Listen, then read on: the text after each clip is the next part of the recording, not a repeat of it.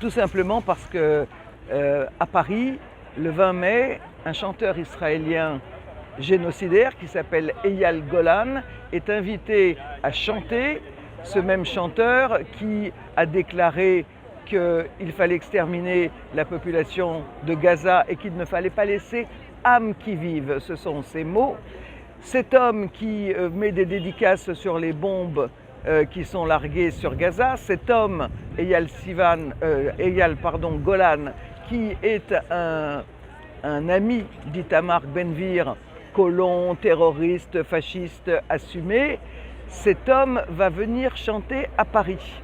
Alors, il y a eu pourtant des demandes d'interdiction, notamment de LFI, qui a saisi le préfet de Paris pour lui demander d'interdire sa prestation.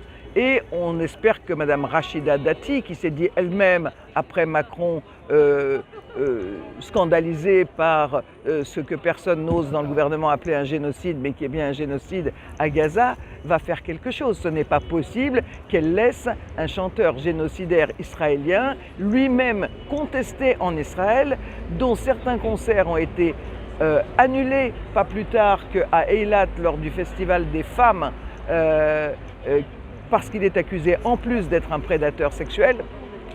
Ça fait beaucoup. Et bon, je veux dire, vous avez, si vous regardez J-Forum, c'est-à-dire des sites juifs, vous verrez qu'ils n'ont pas une passion pour ce type. Donc, ce génocidaire accusé d'agression sexuelle qui est mal vu en Israël est bienvenu en France, à Paris, au Dôme de Paris la semaine prochaine. Il y a un problème. Il y a un problème et nous sommes venus le soulever parce que nous n'avons pas de réponse. Nous avons écrit au préfet, nous avons écrit au ministère de la Culture et on ne voit pas, je veux dire, de réponse. Donc c'est quand même très très grave. Et ça se passe au moment où Macron fait des déclarations nouvelles pour dire que c'est honteux ce que fait Israël à Gaza, qu'il est bouleversé, que voilà, il découvre qu'il y a de la famine organisée, qu'il y a des bombardements, des enfants déchiquetés. Bref, c'est très bien comme déclaration et on préfère ces déclarations-là à celles où il disait que Israël avait une riposte juste et que Israël avait le droit de se défendre.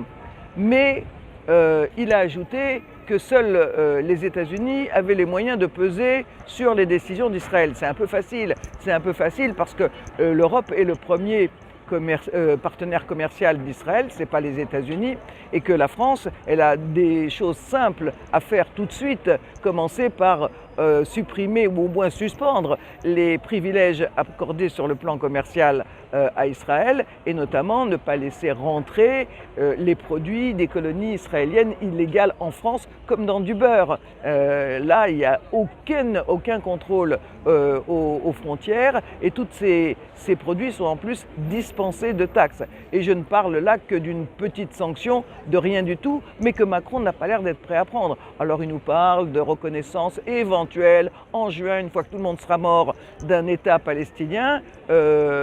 On attend autre chose.